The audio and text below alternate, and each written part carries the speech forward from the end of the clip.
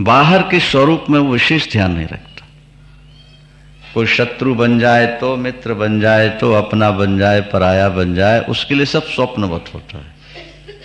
वो केवल चेतन निष्ठ होता है, शुद्ध चेतना, अखंड अनंत परमात्मा में उसकी वृत्ति रहा करती है। ध्यान करना हो तो पहले इस प्रकार का स्वरूप बनना चाहिए।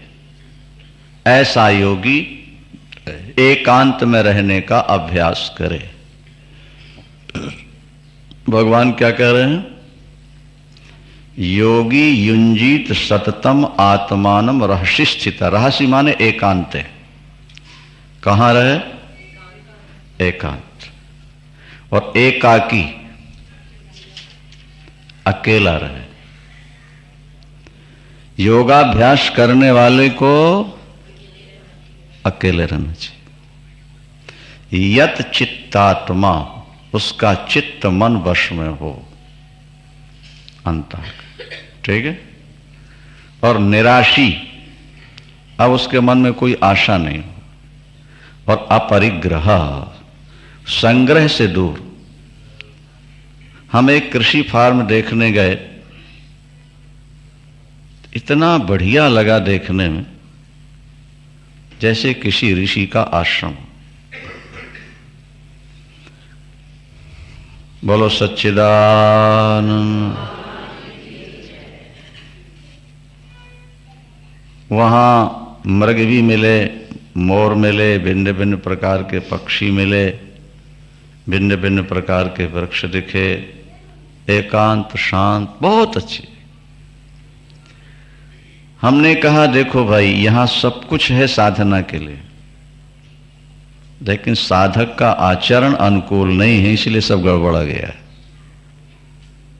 एक और तो ऋषियों के आश्रम जैसी शांति एकांत में देखा, और दूसरी ओर सुरा सुंदरी का भी जोरा जोर हो रहा है वहां। तो सब कुछ गड़बड़ा गया कि नहीं गड़बड़ा है? अगर ऐसे स्थान में अकेले रहा जाए, सात्विक बन के रहा जाए, और संग्रह परिग्रह ना हो, एकांत में अगर तुम ज्यादा सामान लेके बैठोगे तो चोरों का भय लगा रहेगा तुम। इसलिए संग्रह परिग्रह से अलग ध्यान करना है। शुचौ देशे प्रतिष्ठाप्य, पवित्र स्थान में साधना करनी चाहिए। इसलिए पूजन कक्ष प्रायः अलग रहता। शुचौ देशे, भगवान कहते हैं पवित्र देश में। स्थिर मासन मात्मनः, तुम्हारी आसन स्थिर होनी चाहिए।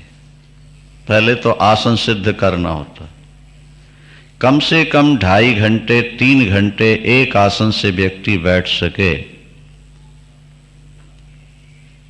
इतना अभ्यास।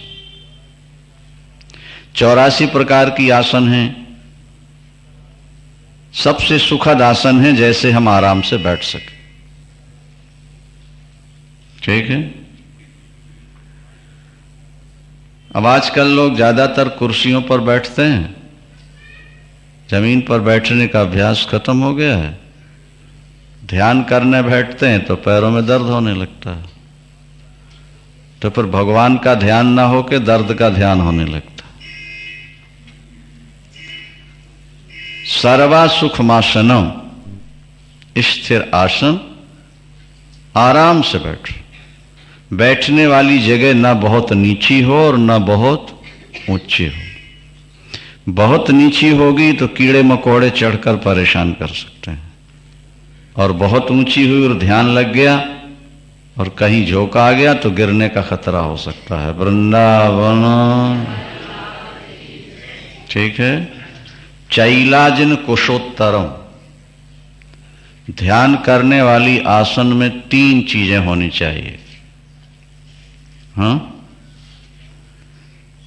कुशा, मृगचर्म, वस्त्र। हाँ?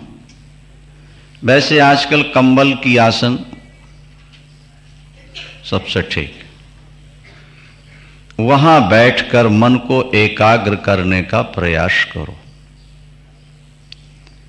जो व्यक्ति ध्यान करता है उसका हृदय अतिशीघ्र शुद्ध हो जाता है। शास्त्रों में लिखा है कि ध्यान से बढ़कर हृदय का शोधन करने वाला दूसरा कोई उपाय नहीं है। वृंदावन ध्यानेन सदृशो नास्ति शोधनम पाप कर्मणो। अगर हृदय का शोधन करना है तो ध्यान जरूर करना चाहिए। भले पूजा छूट जाए, कम हो जाए, जप कम हो जाए, पाठ कम हो जाए, लेकिन ध्यान जरूर करना चाहिए। क्योंकि ध्यान बिना मन के हो ही नहीं सकेगा। और मन को कंट्रोल में कर लिया तो सब कंट्रोल हो गया। उसकी प्रक्रिया क्या है वो यहां बतला रहे हैं। समम काय शिरो ग्रीवम, 13वां श्लोक। पवित्र आसन में बैठ गए, मन को एकाग्र किया, ठीक है? हाँ, अच्छा। शरीर सीधा होना चाहिए ध्यान करने वाले का। रीढ़ की हड्डी में झुकाव नहीं रहे जब ध्यान कर रहा है। अभी तो कथा सुन रहे हैं, कैसे भी बैठो, लेकिन जब ध्यान करने बैठोगे तो समम काय शिरो ग्रीवम, आपकी रीढ़ की हड्डी बिल्कुल सीधी होनी चाहिए, ठीक है?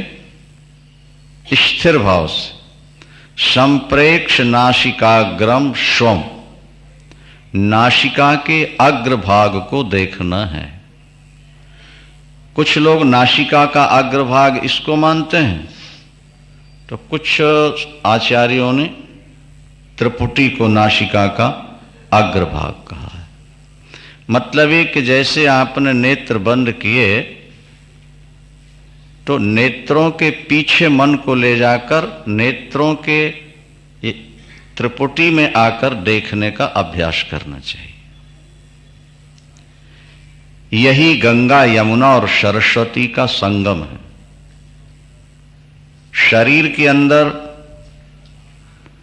72 लाख नाड़ियां हैं, 72,000 नाड़ियां, उनमें 10 नाड़ियां, उसके बाद 3 नाड़ियां प्रसिद्ध हैं, एड़ा, पिंगला और सुषुम्ना। बाएं स्वर को एड़ा कहते हैं, ये एड़ा है, और ये पिंगला है। ये चंद्र नाड़ी है और ये सूर्य नाड़ी है। बाएं तरफ का नासापुट एड़ा और दाहिना पिंगला। बाएं तरफ की नासिका छिद्र चंद्र नाड़ी और दाएं तरफ की सूर्य नाड़ी। देखो, प्रकृति का नियम है, एक एक घंटे एक स्वर चलता है। कभी दायां चलेगा, कभी बायां चलता है। एक एक घंटे बाद ये बदलता रहता है। जब एक स्वर चलता है तो मन चंचल होता है, और जब दोनों स्वर एक साथ चलने लगे तो मन स्थिर होता है। यह ध्यान रखो। ध्यान तभी करो जब दोनों स्वर चल रहे हो। क्या समझे आप? जैसे टॉप गियर से पहाड़ी चढ़ना हो तो मुश्किल हो जाती है, गाड़ी रुक गई तो फिर नहीं चढ़ती जल्दी, नहीं? इसी तरह से जब सुषुम्ना में स्वर आ जाएगा तो मन की जो तेजी है, भागने की शक्ति, वो कमजोर हो जाती है। वैसे हमेशा एक स्वर चलेगा, बायां या दायां। सुषुम्ना जब दोनों स्वर चलते हैं तो उसका नाम सुषुम्ना होता है। दोनों स्वर चलें, उसका उपाय क्या है? बोले प्राणायाम करोगे तो दोनों स्वर चलने लगे। प्राणायाम करने से दोनों स्वर चलने लगते हैं। स्वर विज्ञान एक बहुत बड़ा ग्रंथ है, स्वरोदय स्वर विज्ञान। और जो स्वर विज्ञान को समझ लेते हैं वो योगी हो जाते हैं। तो यहां लिखा है कि संप्रेक्ष नासिकाग्रम सोम, जैसे भगवान शंकर के नेत्र होते हैं, दोज का चांद जैसे थोड़ा सा दिखता है, इसी तरह नेत्रों के नीचे की सफेदी जरा सी दिखती हो, ये ध्यान मुद्रा है। शरीर को बिल्कुल ढीला छोड़ दो, शरीर को सीधा रखना है और फिर शरीर को ढीला कर देना। ऐसी भावना करो कि शरीर बिल्कुल शून्य होता जा रहा, ढीलापन। प्रशांतात्मा, उस समय आपका मन बिल्कुल शांत होगा। विगत भीर, भय नहीं करना किसी चीज का। और ब्रह्मचारी व्रतिष्ठिता, ध्यान करने वाले को ब्रह्मचर्य का पालन करना चाहिए। एक दिन ब्रह्मचर्य नष्ट हो तो 40 दिन तक मन चंचल रहता है, ऐसा भी संत शास्त्र कहते हैं। तो साधन के लिए थोड़ा सा संयम बहुत जरूरी है। हम लोग विधि का पालन नहीं करते, इसलिए लाभ नहीं होता।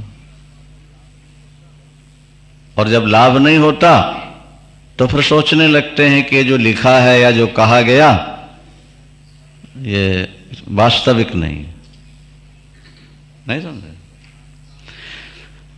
प्रशांतात्मा, विगत भीर, ब्रह्मचारी, व्रतिष्ठिता, मन संयम मत चित्तो, फिर मन को खींचकर चित्त को मुझ में लगा दो, मेरे परायण हो जाओ।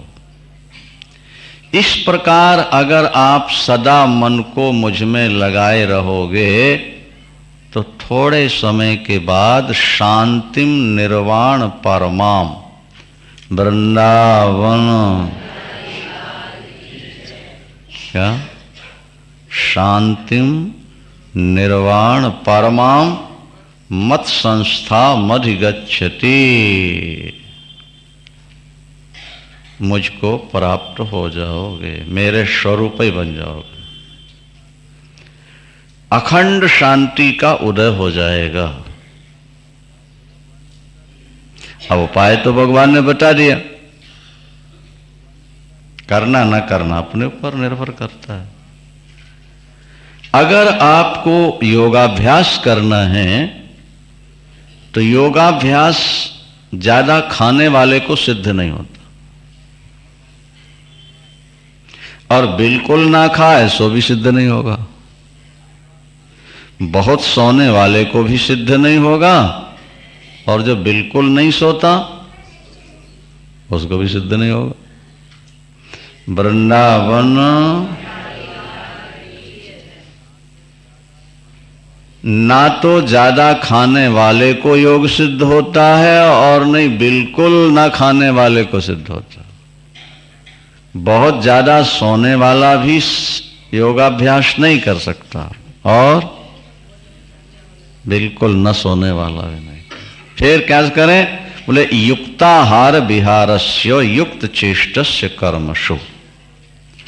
तुम्हारा आहार माने भोजन और विहार माने व्यवहार। आहार और विहार युक्त चेष्टस्य कर्मसु, तुम्हारे शरीर की चेष्टा ये भी युक्त हो। युक्त माने सीमित हो, निश्सीम नहीं। चल रहे हैं तो 50 मील चल गए, अब ध्यान करने बैठेंगे तो क्या होगा? नींद आ जाएगी। ज्यादा भोजन किया, अब ध्यान नहीं हो सकता। बिल्कुल नहीं खाया तो बैठे नहीं जाएगा। वृंदावन बिहारी लाल की। इसलिए एक जैसे चार्ट बना लेते हैं विद्यार्थी पढ़ने वाले, इस समय ये पढ़ना, इस समय ये पढ़ना, इस समय ये पढ़ना। आप भी अपने भोजन का और शयन का चार्ट बना लो। इतना खाना है, यही खाना है, नहीं इतने समय सोना है और इतने समय। भगवान की पूजा दो तरह से होती है। एक, भगवान भक्तों के अधीन होते हैं, नहीं, और दूसरे भगवान भक्तों को अपने अधीन रखते हैं। अभी समझ में नहीं आई बात आपको। हमारे आपके घर जो भगवान होते हैं वो भक्तों के अधीन होते हैं। जब भक्तों को टाइम मिलेगा तभी नहलाएंगे, तभी खिलाएंगे, नहीं तो भूखे बैठे रहेंगे। लेकिन बड़े मंदिरों के जो भगवान होते हैं, इतने बजे उनको की मंगला आरती तो उतने बजे होना, इतने बजे उनको बाल भोग तो उतने बजे हो, इस समय ठाकुर शयन करेंगे तो उसी समय, इस समय जागना है उसी समय जागना। क्या समझे आप? मतलब हम भगवान से बंध जाएं, भगवान हमारे अधीन न रहे कि जब टाइम मिला तब नहला दिया, नहीं मिला कोई बात। तो जैसे मंदिरों में हम भगवान की पूजा का एक निश्चित टाइम बनाते हैं और उसी चार्ट के अनुसार उनका पूजन चलता है, इसी तरह योगाभ्यास करने वाले को भी अपने जीवन का चार्ट बना लेना चाहिए। इतने समय सोना है माने सोना, इस समय खाना है, इतना ही खाना है, इससे अधिक नहीं खाना है।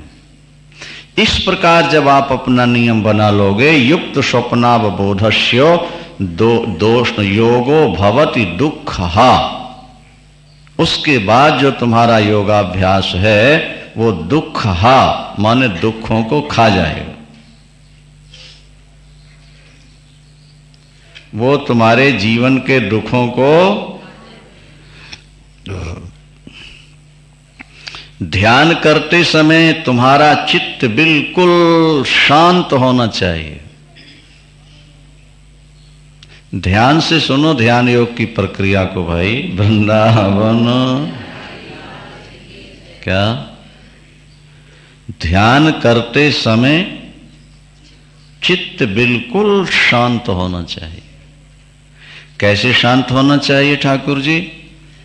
तो 19वां श्लोक देख लो। यथा दीपो निवातस्थो नेंगते सोपमा स्मृता, वायु रहित स्थान में जलते हुए दीपक की ज्योति लो जैसे बिल्कुल सीधी उठी।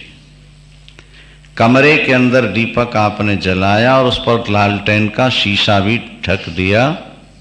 अब ज्योति को देखो, बिल्कुल नहीं, और कमरे में दीपक जलाया और शीशा लगाया नहीं और पंखा चला दिया तो उसकी ज्योति देखा। संसारियों का जो मन है वो वायु सहित स्थान में रखा हुआ दीपक है, वो मन हिलता रहे। योगी का मन वायु रहित स्थान में रखे हुए दीपक की ज्योति के समान होता है। मन में कोई संकल्प नहीं आता, कोई विकल्प नहीं उठता, किसी प्रकार का स्फुरण नहीं होता, वो बैठा हुआ है शांत। देखो भगवान का स्फुरण भी न हो तब भी कोई हानि नहीं है, पर संसार का स्फुरण नहीं होना चाहिए। संसार का स्फुरण न हो इसलिए हम भगवान की शक्ल बनाते हैं अंदर। पर एक स्थिति ऐसी भी आ सकती है कि वहां भगवान का भी स्मरण नहीं हो रहा, केवल अस्मि अस्मि, केवल आत्म तत्व ही अपना स्फुरित हो रहा है। वृत्ति रहित जो हमारी स्थिति है वो परमात्मा का स्वरूप है। यथा दीपो निवातस्थो निंगते सोपमा स्मृता योगिनो यत चित्तस्य, योगी का वशीकृत चित्त परमात्मा से एक हो गया है। जब चित्त योग से निरुद्ध हो जाता है और जहां अपने से, अपने द्वारा, अपने से अपने को ही देखता है, क्या अपने द्वारा, अपने में, अपने को ही देखता है, बस एक। उसमें कैसा आनंद है, कैसा सुख है? बोले सुखम आत्यंतिकम यत्तत्, वो आत्यंतिकम सुखम है, माने अत्यंत सुख है, वहां अत्यंत सुख है भगवान कृष्ण के। बुद्धिग्राह्यम, वो केवल निर्मल बुद्धि से ही अनुभूत होता है। वो सुख अतीन्द्रिय है, वो इंद्रियों से ग्रहण नहीं होता, तो केवल निर्मल बुद्धि में ही उसका प्रकाश होता है। भाई छोटा सा उदाहरण देखो ना, जल हिल रहा है, आप अपना प्रतिबिंब देखो, साफ सुथरा दिखेगा? जल गंदा है, अपना प्रतिबिंब देखो, दिखेगा? जल में अपना प्रतिबिंब देखना है तो दो शर्तें हैं, जल निर्मल हो और जल निश्चल हो। जल निर्मल और निश्चल, समझ में आ गया? एक तो जल गंदा ना हो और दूसरे चंचल ना हो। उस जल में आपका प्रतिबिंब स्पष्ट दिखेगा। आप अपनी स्थिति ऐसी बनाइए, उसकी प्रक्रिया यही है कि पहले तो संसार के विषयों से अपने को हटा लीजिए। बहुत कमा लिया, बहुत व्यवहार कर लिया, संसार को, परिवार को बहुत संभाला, वो रिश्तेदार नाराज ना हो जाए, वो मित्र ना रूठ जाए, वो गिला ना करे, ये तो बहुत देख लिया। अब तो अपने को संभालना है। समय से खाना है, समय से सोना है, किसी वस्तु की अपेक्षा नहीं है, शांत एकांत स्थान है और आसन से बैठे हैं, शरीर को बिल्कुल ढीला छोड़ रहे हैं और किसी प्रकार का स्फुरण नहीं हो रहा। भगवान कृष्ण कहते हैं सुखम आत्यंतिकम यत्तत्, वो अत्यंत सुख होगा, अत्यंत सुख है। और फिर उस स्थिति से मन चलायमान नहीं होगा, फिर वहां से मन हटना नहीं चाहिए। एक बार स्वाद मिल जाए, देखो चाय का स्वाद मिल गया आपको, तो अब मन उसको छोड़ना नहीं चाहता। शराबियों को शराब का स्वाद मिल गया, इसलिए वो छोड़ना नहीं चाहते। कदाचित अगर तुम्हें कभी ध्यान का सुख मिल जाए एक बार भी, फिर जिंदगी में नहीं छूटेगा। इसलिए इसके लिए शिविर लगना चाहिए।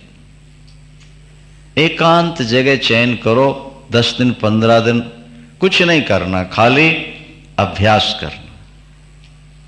अभ्यास की अनेकों प्रक्रियाएं शास्त्रों ने बताई। आपकी जो श्वास चलती है, जब श्वास अंदर जाए तो सो और बाहर निकले तो हम, सो हम, ये स्वाभाविक जप है, इसका नाम अजपा जप है। परमात्मा ने आपके अंदर बना के जप भेजा हुआ है, बोलना नहीं है, इसको बोलना नहीं है, केवल इसका ध्यान करना है, अनुभव करना है कि श्वास जब अंदर जा रही है तो उसमें सो है, और जब बाहर निकल रही है तो हम। उस श्वास में ही वृत्ति थोड़े समय भी आप टिका लो, शरीर बिल्कुल शिथिल सा होगा और अंदर से आनंद प्रकट होने लगे। आप जिन मंत्रों का जप करते हैं उनके एक एक अक्षर को अंदर लिख लो, मूलाधार में, नाभि में, हृदय में, कंठ में, ऊपर, और जो अक्षर जप का मुख से निकले वहीं वृत्ति जाए, दूसरे अक्षर में, दूसरे में, तीसरे, चौथे, धीरे धीरे, बस ऊपर से नीचे, नीचे से ऊपर, थोड़े समय में बिल्कुल स्थिरता आ जाए। इसी तरह अगर भगवत ध्यान करते हैं आप, तो फिर परमात्मा के एक एक अंग में वृत्ति टिकनी चाहिए, ठीक है? और फिर धीरे धीरे इसलिए नीचे लिखा हुआ कि शनै शनै रूप रमेद बुद्धिया धृत गृहीतया आत्मसंस्थम मनः कृत्वा न किंचिदपि चिंतयेत। शनै शनै माने धीरे धीरे। तुम एक दिन में योगी बनना चाहो ये संभव नहीं है। एक दिन में डॉक्टर बनना चाहो, एक हफ्ते में बनना चाहो, इंजीनियर बनना चाहो, ये संभव नहीं है। 16 वर्ष 20 वर्ष तक लगे रहते हैं तब जाकर के। तो आप तो एक दिन 2 दिन आंख बंद करोगे, छोड़ छाड़ के फिर काम में लग जाओगे। इतनी फुर्सत कहां है? चाहते जरूर हैं कि हम योगी बने, कि हम ध्यान निष्ठ हो जाएं, लेकिन हो नहीं पा रहा, क्योंकि उसका फार्मूला हम नहीं अपना पा रहे। पहले अपना फार्मूला अपनाना पड़ेगा ना, जो बताया। आत्मसंस्थम मनः कृत्वा, क्या? मन को आत्मा में स्थित करके और फिर किसी भी प्रकार का चिंतन न करना। बोले अर्जुन ने कहा, प्रभु हम चिंतन तो करते नहीं, पर मणिराम तो चिंतन करते रहते हैं, वो तो सरक जाते हैं।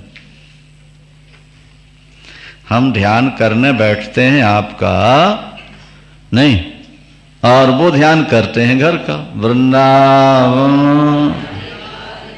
कौन? मणिराम। और वो कब सरक जाते हैं ये पता ही नहीं लगता। काफी देर के बाद पता लगता, करे क्या सोच रहा। मानसिक पूजा कर रहे हो, ठाकुर को नहलाया है और कपड़े पहना ही नहीं पाए और मणिराम सरक गए। फिर ध्यान आया, करे तो कपड़े भी नहीं पहना, फिर पकड़ो, फिर चंदन लगा। फिर मतलब ये कि ऐसा पतला है मन कि शरीर को कितना ही बांधो वो निकल जाता। भगवान कहते हैं, देखो पार्थ, मन का काम है भागने का, क्योंकि अनादिकाल से वो दौड़ता रहा, स्वतंत्र रहा। क्या समझे? एक तोता है, तोता वो जंगल में खट्टे फल खाकर भी स्वतंत्र रहना चाहता है, वो बंधन में नहीं आना चाहता। तुम कहो कि हम सोने के पिंजड़े में, सोने की कटोरी में दूध भात खिलाएंगे, पिंजड़े बंद हो जाओ, वो कहेगा। लेकिन अगर तुम जबरदस्ती उसको पकड़ करके पिंजड़े में डाल दो और 2-4 साल बाहर आने मत दो, फिर तुम देखोगे कि उसकी खिड़की खोल दो, वो बाहर नहीं आएगा। हमने देखा है तोते को, हम लोग बचपन में खेलते थे तोते का, पिंजड़े में बंद है ना, भूखा भी है, कटोरी ला के हम लोग बाहर रख देते थे और खिड़की खोल दे। महाराज वो खिड़की को पकड़ के ऐसे बढ़ के चोंच से कटोरी को अंदर खींचना चाहता, स्वयं बाहर नहीं आना चाहता। उसको अब बाहर खतरा नजर आता है, अब पिंजड़ा उसके लिए सुरक्षित मालूम पड़ता है, चारों तरफ से बंद है। माने ये कि अब वो तोता इतने समय के बाद अपने पंखों से उड़ना जैसे भूल गया। ये मनोविज्ञान। हमने आपसे कल भी कहा था ना कि जो काम आज आपको बहुत कठिन नजर आ रहा है, आप एक बार उसको प्रारंभ कर दीजिए, विश्वास रखिए, आगे चलकर वही काम आपको सरल नजर आने लगे। नहीं, जो कार्य आज हम देखकर सोचते हैं बहुत कठिन है, वो करने वाले के लिए स्वभाव बन गया है, सरल हो गया है। हमने आपको बताया था शायद कि कलकत्ते में लोग वहां जो रिक्शे चलते हैं ना, तो वो पैर से नहीं चलाते, आदमी दौड़ता है और 2-2, 3-3 सवारियां बैठी हैं और जूते पर चप्पल नहीं पहनते वो लोग, क्योंकि चप्पल कभी दौड़ने में फंस जाए, उलट जाए, नंगे पैर होते हैं। हमने देखा ज्यादातर रिक्शे वाले और दौड़ते हैं। अब हम खड़े खड़े सोच रहे थे कि देखो, यहां तो आंगन में भी अगर नंगे पैर हम चलें तो चुभते हैं। परिक्रमा करने गए तो मोजा पहन के गए, मोटे मोटे जूते तो नहीं पहन सकते, तो चुभते थे वो। इनको देखो रास्ते में कील भी पड़ी है, कंकड़ भी पड़े हैं, पत्थर भी पड़े हैं, और ये पकड़ के अच्छा। और उनसे पूछो क्यों भाई तुम्हें तकलीफ नहीं होती? वो कहते महाराज अब पता ही नहीं लगा। बोलो वृंदावन श्रीमन नारायण नारायण।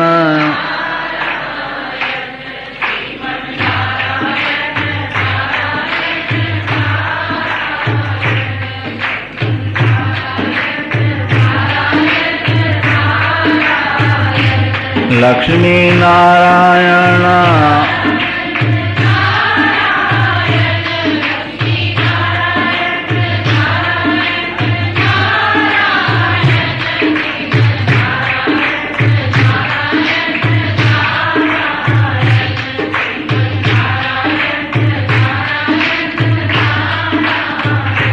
लक्ष्मी नारायण।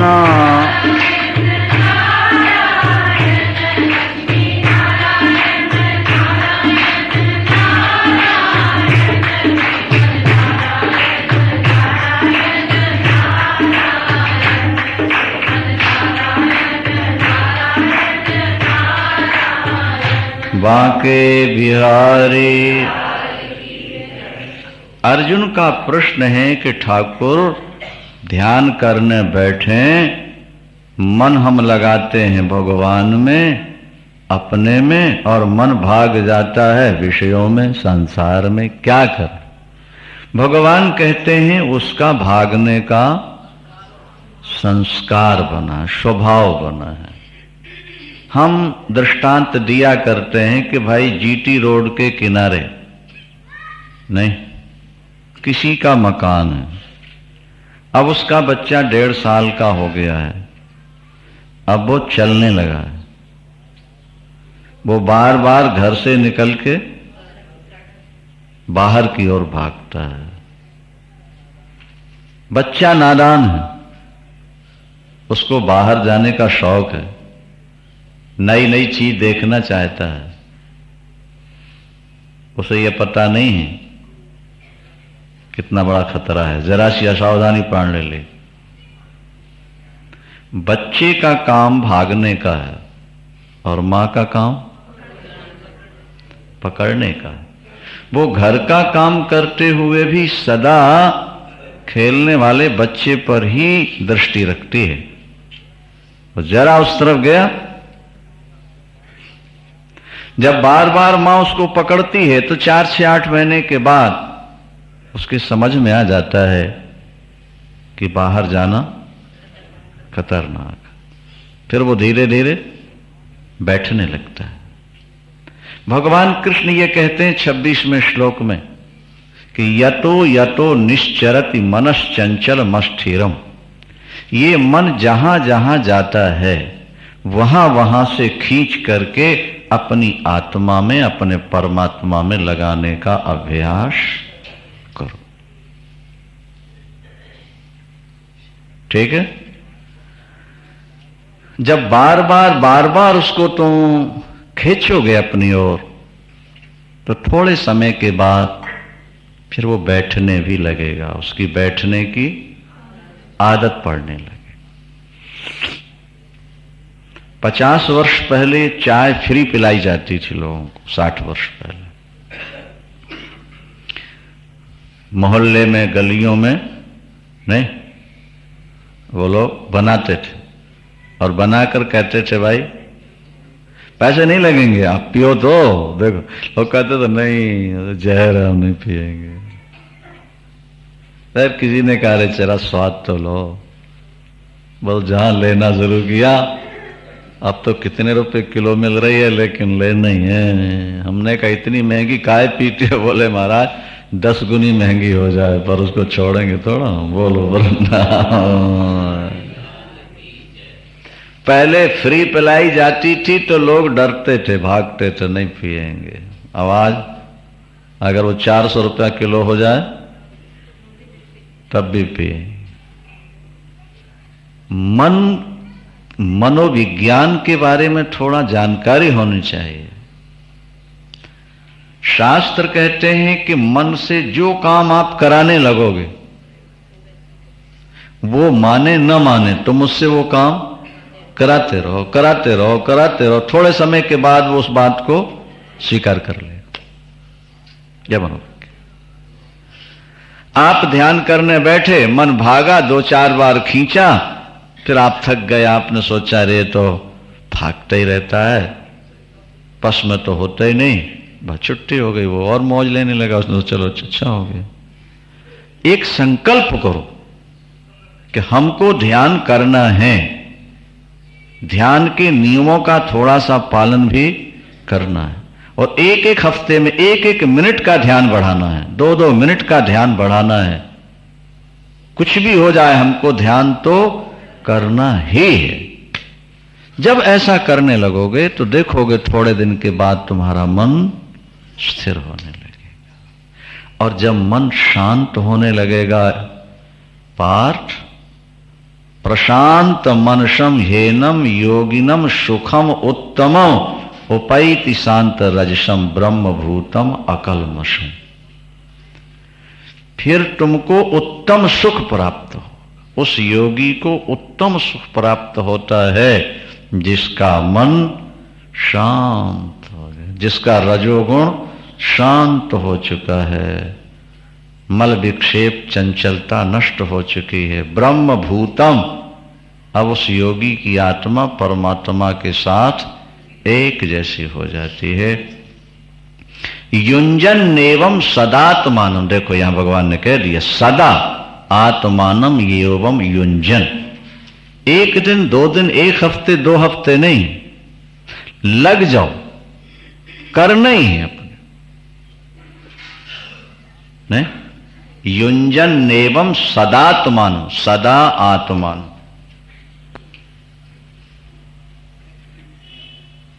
वृंदावन सदात्मन लगा दो, थोड़े समय के बाद वो स्वभाव बन जाएगा। योगी विगत कलमशा सुखेन ब्रह्म संस्पर्शम, उसको ब्रह्म का स्पर्श होने लगेगा, आसानी से ब्रह्म का स्पर्श होगा। और ब्रह्म के स्पर्श से कैसा क्या मिलेगा? बोले अत्यंतम सुख मश्नुते, उसको अत्यंत सुख। भाई रसगुल्ला हाथ में रख लो तो मिठास का अनुभव हुआ? बोलो। कान में रख लो, माथे पर रख लो, नाक पर रख लो, रसगुल्ले के स्वाद का अनुभव कब होगा? जब जीभ से वो लगेगा। इसी तरह परमात्मा के सुख का अनुभव कब होगा? जब तुम्हारी आत्मा परमात्मा के साथ स्पर्श करे, मन तुम्हारा उसको स्पर्श करे। देखो ना यहां लिखा है सुखेन ब्रह्म संस्पर्शम, क्या नहीं लिखा? ब्रह्म संस्पर्शम अत्यंतम सुख मश्नुते, फिर तुमको अत्यंत सुख मिल। केवल सुख नहीं कहा, अत्यंतम सुख, अक्षय सुख मश्नुते यह भी कह दिया भगवान ने, और अत्यंतम सुख मश्नुते। मन का समाहित हो जाना ही परमात्मा का स्पर्श होने लगना है। जब तक हमारा मन विषयों को स्पर्श किए रहता है तब तक परमात्मा के स्पर्श का अनुभव नहीं होता। जब विषयों का स्पर्श मन से छूटेगा तो परमात्मा का स्पर्श अनायास होने लगेगा, और फिर ऐसा सुख मिलेगा कि वहां से हटने की इच्छा नहीं हो। देखो नींद जब आती है अपने को तो थोड़ा बहुत स्पर्श होता रहता है। किसका? परमात्मा। नींद एक पतला सा पर्दा होता है निद्रा का, बाकी सटे होते। इसलिए जब आंख खुलती है ना तो कैसा लगता है? थोड़ा नहीं 4 साढ़े 4 बजे आंख खुल जाए तो मन में क्या आता है? थोड़ा और देख, थोड़ा और क्यों? बोले नींद के सुख का जो अनुभव हुआ ना, मन चाहता उसको थोड़ा और ले लें। इसी तरह जब परमात्मा के संस्पर्श का तुम्हें आनंद मिल जाएगा तो फिर तुम्हारा मन बार बार कहेगा कि वो आनंद थोड़ा और ले ले। फिर तो तुम बार बार ध्यान में बैठने लगो।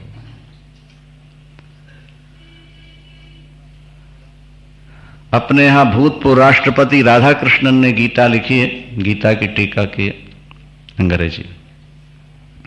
वो एक दृष्टांत लिखते हैं कि एक कुम्हार था, कुम्हार, उसको जब स्वप्न आता था तो वो सिंहासन पर बैठा हुआ अपने को देखता था और बहुत बढ़िया राजरानी उसके बगल में होती थी, बहुत बढ़िया भोजन उसको मिलता है, सेना सिपाही सब ठाठ। और जब आंख खुलती है तो वही घास की झोपड़ी, वही चाक, वही मिट्टी, और आंख लगे और राजा,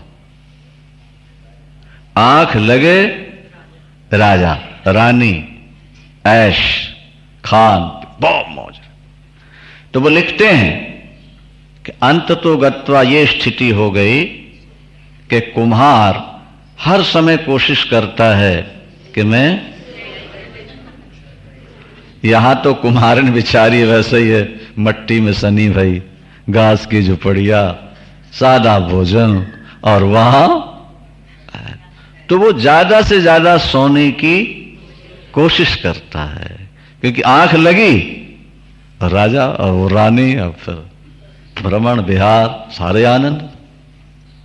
इसी तरह से जब तुम्हें परमात्मा के सुख का स्पर्श हो जाएगा तो फिर एक समय ऐसा आ जाएगा जब तुमको लगेगा कि जल्दी से जल्दी व्यवहार का काम करके ध्यान में बैठ। देखो, सुखेन ब्रह्म संस्पर्शम, अनायास ब्रह्म का स्पर्श होगा, अत्यंतम सुख मश्नुते, अत्यंत सुख की अनुभूति होने लगी। ये कौन कह रहे हैं? भगवान कह रहे हैं। अब बताओ, भगवान तुमको अत्यंत सुख का भोक्ता बनाना चाहते हैं और तुम सारी जिंदगी दुख ही भोगते रहते हो। अब प्रभु क्या कर सकते? सुनाया था ना हमने कि एक गरीब को पारस मणि मिली थी और उसने ये सोचा कि ये चटनी पीसने के लिए बट्टा मिल गया मेरे को, सारी जिंदगी वो चटनी पीसता रहा। और जब मरा तो कफन के लिए कपड़े नहीं थे, पैसे नहीं थे। 25 वर्ष मणि रही उसके पास और वो भीख मांगता रहा क्योंकि उसको जानकारी नहीं थी कि ये पारस है। प्रभु तुम्हें पारस हाथ में पकड़ा रहे हैं, इस रास्ते से चल के देखो, अत्यंतम सुख मश्नुते, तुम ऐसी गहरी समाधि में जाओगे, ध्यान में इतना बढ़िया आनंद पाओगे जो भोगों में कभी मिलता ही नहीं। भोग तो दूसरे क्षण ही गिलानी पैदा कर देते हैं, भोग तो दूसरे क्षण ही व्यक्ति के शरीर को निर्बल बना देते हैं, भोगों से अखंड शांति नहीं। प्रहलाद जी कहते हैं भागवत में कि यन मैथुनादि गृहमेदि सुखम ही तुच्छम, यन मैथुनादि गृहमेधि सुखम ही तुच्छम, ये प्रहलाद जी के वाक्य। ये जो मैथुनादि का सुख है, प्रहलाद कहते तुच्छ है, ये तुच्छ। और ध्यान का जो सुख है, बोले अत्यंतम सुख मश्नुते, ये तो अत्यंत सुख, अक्षय सुख मश्नुते, ये सुख आपका कभी खत्म होने वाला नहीं। सर्वभूतस्थमात्मानं सर्वभूतानि चात्मनि, सभी प्राणियों में आत्मा को देखो, नहीं, और सबको मुझ में देखो, और सर्वत्र समदर्शी बन जाओ, सर्वत्रो समदर्शन। यो माम पश्यति सर्वत्रो, जो मुझको सब जगह देखता है और सबको मुझ में देखता है, ऐसा व्यक्ति ऐसे व्यक्ति से ना मैं छुप पाता हूं, ना वो छुपता है, ना मैं उसको छोड़ पाता हूं, ना वो मुझे छोड़ पाता है। सर्वभूत स्थितम यो माम भजते कत्तो मास्थित सर्वथा वर्तमानोपि सयोगी मई वर्त। जिसने सब में मुझको मान लिया वो सारा काम करता हुआ भी मुझ में ही रहता है, क्योंकि मुझसे भिन्न तो अब कोई सत्ता रही नहीं गई ना। नहीं समझे आप? हमारी कमी क्या है कि हम भगवान को एक जगह देखते हैं, थोड़ा सा वृंदावन। हम भगवान को एक जगह देखते हैं, तो एक जगह कितने समय बैठोगे? तो एक जगह कितने समय मन रखोगे? तो भगवान को इतना बड़ा मान लो कि उसके बाहर कुछ रहे ही ना। जहां दृष्टि जाए, जो पद पदार्थ दिखे, उसमें प्रभु की सत्ता ही छलकती हुई नजर आए आपको। स्वामी रामतीर्थ क्या कहते हैं? जिधर देखता हूं,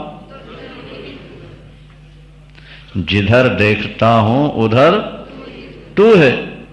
पुष्पों में ही तेरी सुगंधी है, तू ही मुस्कुरा रहा है पुष्प बन करके, और भ्रमर बन के सुगंधी भी तू ही ले रहा है, और चांद बन के शीतलता का प्रकाश भी तू ही कर रहा है। ये अभी मिलेगा आपको, अभी थोड़ी देर बाद। और सूर्य की रोशनी में भी तू है, क्या? वायु के अंदर भी तू है, जल के अंदर भी तू है, रस के रूप में तू ही तो है सब कुछ। गोपांगना क्या कहती है? जित देखो तित श्याममयी है। जित देखो तित श्याममयी है। श्याम कुंज बन यमुना श्यामा, ये गगन घटा घन श्याम छई है। मैं तो जिसको देखती हूं केवल मेरा मोहन ही नजर आता है। ऐसी दृष्टि बनाओ कि जहां दृष्टि पड़े वहां परमात्मा की ही अनुभूति हो। वृंदावन। पीलिया रोग जब आंख में हो जाता है तो क्या होता है? जिसे देखो पीला ही पीला दिखता है। लाल रंग का चश्मा पहन लो, जिसको देखो लाल लाल। इसी तरह अंदर एक विवेक का चश्मा ऐसा पहन लो कि जहां दृष्टि पड़े सब कुछ परमात्मा के अंदर ही नजर आए। फिर तुम्हारी सारी क्रिया परमात्मा की पूजा है। फिर तुम सदा कर्म करते हुए भी ईश्वर में रहोगे। जो अपनी आत्मा की तरह ही सबकी आत्माओं को मानते हैं, अगर हमें दुख होता है तो दूसरे को भी होता होगा, हमको सुख होता है तो दूसरे को भी सुख होता होगा। जिसने दूसरे की आत्माओं को अपनी आत्मा के साथ मिला लिया, बोले वो सबसे बड़ा योगी है। सयोगी परमो मतः। संसार को देखना हो तो पहले अपने को देख लो। नहीं समझे आप? क्योंकि सबके अंदर तो वही चेतन है ना। हमारा कोई अपमान करे तो दुख होता है नहीं? तो हम किसी का करेंगे तो उसको भी तो होगा। हमें कोई गाली दे जाए दुख होता है, हम किसी को देंगे। आत्मना प्रतिकूलानी परेशामना समाचरे, ये शास्त्र का वचन। जो हमारी आत्मा के प्रतिकूल है वो दूसरे के साथ व्यवहार मत करो। तुम जो जो चाहते हो वही वही दूसरे को देना प्रारंभ कर दो। जो तुम चाहते हो वो दूसरों को देना प्रारंभ। बस तुम सबसे बड़े योगी हो, तुम सबसे बड़े भक्त हो। भक्त नरसी क्या कहते हैं? वैष्णव जन तो तेणे कहिए, वैष्णव जन तो तेणे कहिए, जे पीर पराई जाने रे। पर उपकार करे तोए मन अभिमान न आने रे। वैष्णव जन तो तेणे कहिए, जे पीर पराई जाने। वैष्णव कौन है? बोले जो दूसरे की पीड़ा को अपनी पीड़ा समझता है, जो उपकार करता है अभिमान नहीं करता। उपकार करता है पर उपकार करे तोए मन अभिमान न आने रे। मन में अभिमान नहीं आने देता है। हम अपने लिए जो चाहते हैं वही दूसरों को देना प्रारंभ कर दें। हम सबसे बड़े योगी हैं, ये भगवान कहते हैं। अर्जुन बोले, आपने जो योग हमको सुनाया, क्या ये हमसे नहीं निभ सकेगा, ये हमसे नहीं हो सकता।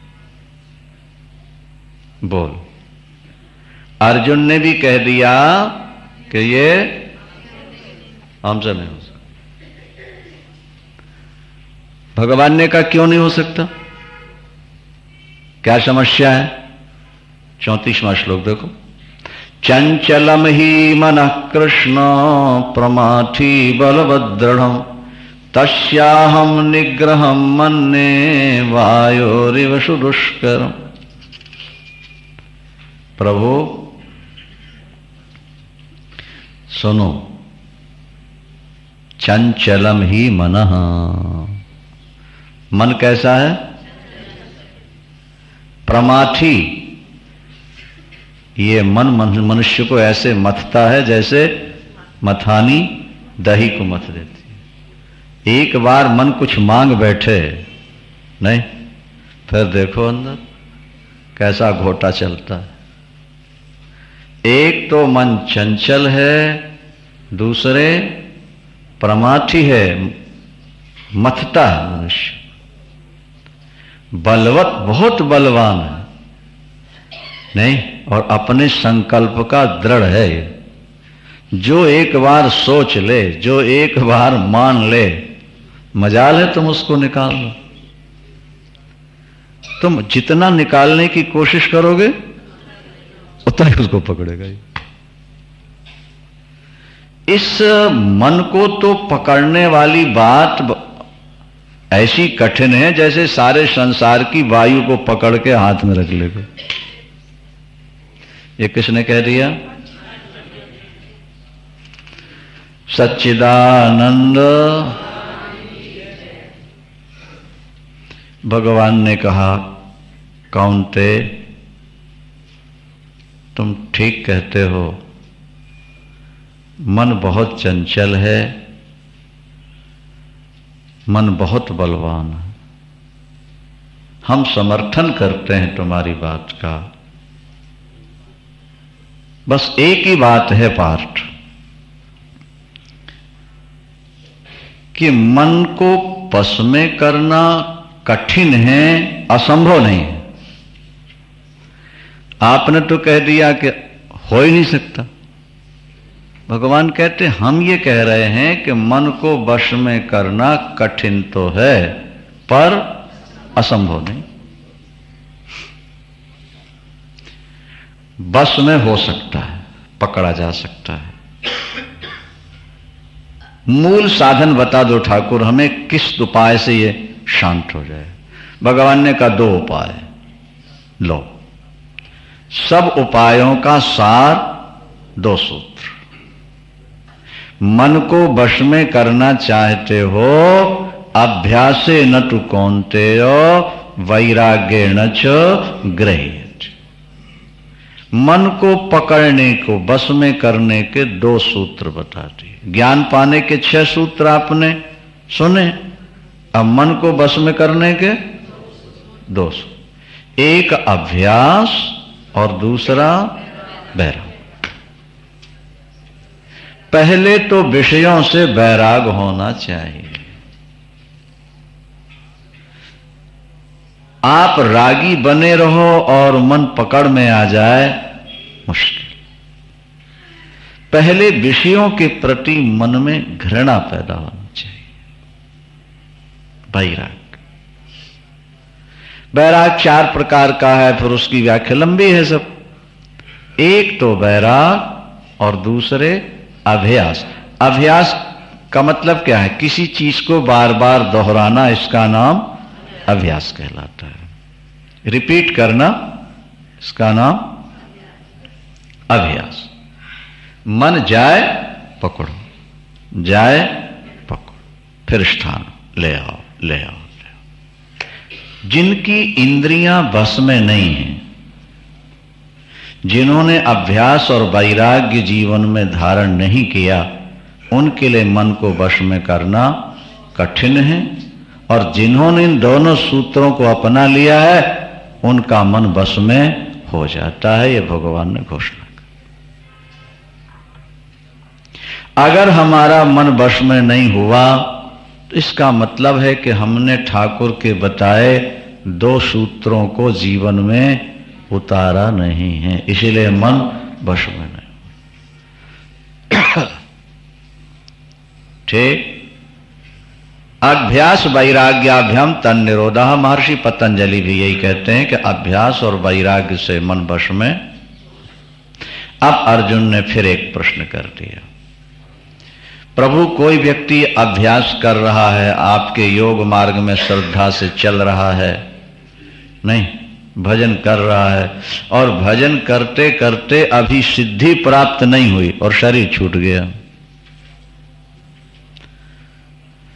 तो बेचारा नष्ट हो जाएगा। न यहां का रहा न वहां का रहा, न खुदा ही मिले, न विशाले सलम, न इधर के रहे न उधर के रहे, धोबी का कुत्ता घर का न घाट का।